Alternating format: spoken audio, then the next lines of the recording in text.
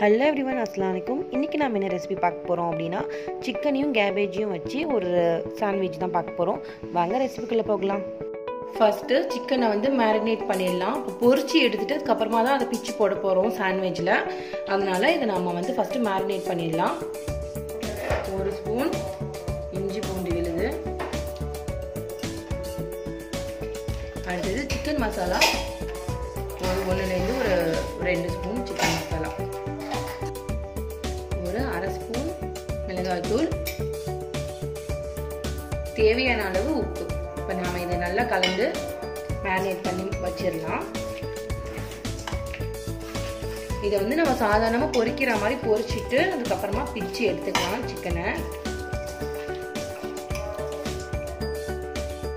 இப்போ நம்ம பொரிக்க போட்டாச்சு. இது பொரிஞ்சதுக்கு அப்புறமா பிச்சு கொடுக்க வேண்டியதுதான். இதுக்கு தேவையான காய்கறி பார்த்தா நான் ஒரு முட்டைகோஸ், அதாவது ஒரு 1/4 கிலோ முட்டைகோஸ் நறுக்கி வச்சுருக்கேன். அதுக்கப்புறமா ஒரு 2 பெரிய சைஸ் தக்காளி வச்சுருக்கேன். இதை தான் நம்ம போட போகிறோம். அடுத்ததாக இதில் கொஞ்சமாக லெமன் ஜூஸ் போட்டுருவேன்.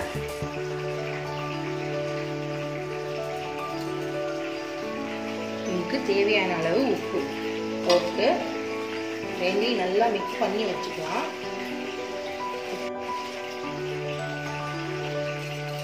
இப்படியே பிசைஞ்சு வச்சுட்டு அதுக்கப்புறமா சிக்கன் வந்தோடனே சிக்கனை இதில் ஆட் பண்ணிடலாம்.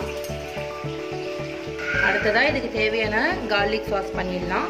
கார்லிக் சாஸ் பண்ணுறதுக்கு எப்பவும் போல் ஒரு எக் ஒயிட்டு,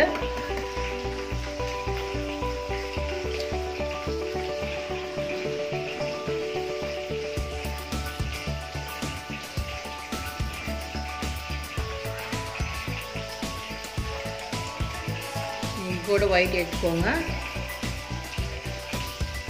அடுத்தது ஒரு 1/4 ஸ்பூன் உப்பு,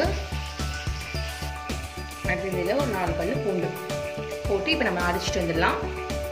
அடுத்ததான் இதில் தேவையான அளவு எண்ணெய் சேர்த்து அடிக்கணும். அடுத்தது இதில் ஒரு ஸ்பூன் அளவுக்கு லெமன் ஜூஸ் கலந்துடலாம்.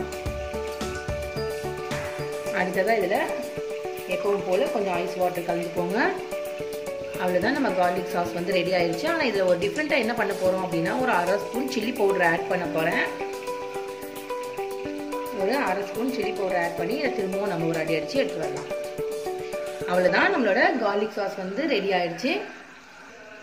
இது பார்த்தீங்கன்னா பாருங்கள், இந்த மாதிரி நல்லா சூப்பராக வந்துடும். எதுக்கு நான் சில்லி ஆட் பண்ணேன்னா இந்த கலருக்காகவும், இது ஒரு சீஸோட கலர் மாதிரி இருக்கும், அதனாலேயும் இதை ஆட் பண்ணுறது. இன்னொன்று இந்த ஸ்பைஸ்க்காக ஆட் பண்ணுறேன். உங்களுக்கு வேணும்னா அந்த சில்லிக்கு பதிலாக பெப்பரும் ஆட் பண்ணி பெப்பர் கார்லிக் சாஸ் பண்ணிக்கலாம். இவ்வளோ தான். இதை நம்ம இப்போ ப்ரெட்டில் ஸ்ப்ரெட் பண்ணிவிட்டு அதுக்கப்புறமா சாண்ட்விச் ரெடி பண்ண போகிறோம். இப்போ நம்மளோட சிக்கன் ரெடி ஆகிடுச்சு, பொரிஞ்சிருச்சு. இதை நாம் இதை நல்லா பிச்சு ஃபுல்லாக ஃபைனாக பிச்சு இந்த நம்மளோட மசாலாவோட மிக்ஸ் பண்ணிக்கலாம். பார்த்தீங்கன்னா இப்போ சிக்கனை நல்லா பிச்சு போட்டாச்சு. சூப்பராக இருக்கு பாருங்கள்.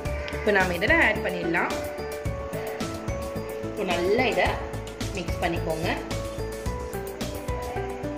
இவ்வளோ தான், நம்மளோட வெஜ்ஜும் சிக்கன் மிக்ஸும் ரெடி ஆகிடுச்சு. இப்போ நம்ம பன்னில் இதை ஃபில் பண்ணிடலாம். நான் ஒரு ஸ்லைஸ் ப்ரெட் எடுத்துருக்கேன்.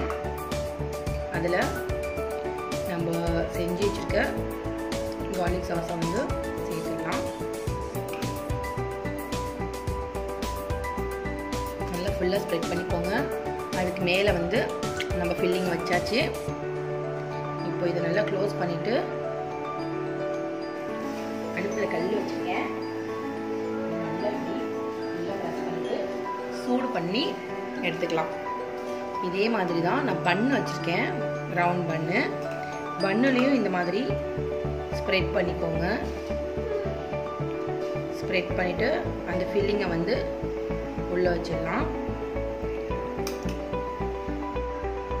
பாருங்கள், இது பன்னுலேயும் ஃபில் பண்ணியாச்சு. இப்படி க்ளோஸ் பண்ணிவிட்டு இதையும் நாம் இப்போ தவாவில் வச்சு எடுத்துடலாம். இப்போது ஒரு பன்னு வச்சுருக்கேன், ஒரு ப்ரெட்டும் வச்சுருக்கேன். இப்போ இது கொஞ்சம் சூடானதுக்கு அப்புறமா எடுத்து சர்வ் பண்ண வேண்டியது தான். பார்த்தீங்கன்னா நம்மளோட சூப்பரான சாண்ட்விச் ரெடி ஆகிடுச்சு. சிக்கன், கேபேஜ், வெறும் தக்காளி மட்டும் தான் ஆட் பண்ணியிருக்கோம். கார்லிக் சாஸ் போட்டிருக்கோம். இந்த மாதிரி நீங்களும் ட்ரை பண்ணி பாருங்கள். லஞ்ச் பாக்ஸ்க்கு சூப்பரான ஒரு ரெசிபி இது. கண்டிப்பாக நீங்கள் ட்ரை பண்ணி பாருங்கள். உங்கள் ஃபீட்பேக் எனக்கு சொல்லுங்கள். ஏன் சேனல் உங்களுக்கு பிடிச்சிருந்துச்சுன்னா மறக்காமல் வகிதாஸ் கிச்சனுக்கு சப்ஸ்கிரைப் பண்ணுங்கள். தேங்க்ஸ் ஃபார் வாட்சிங்.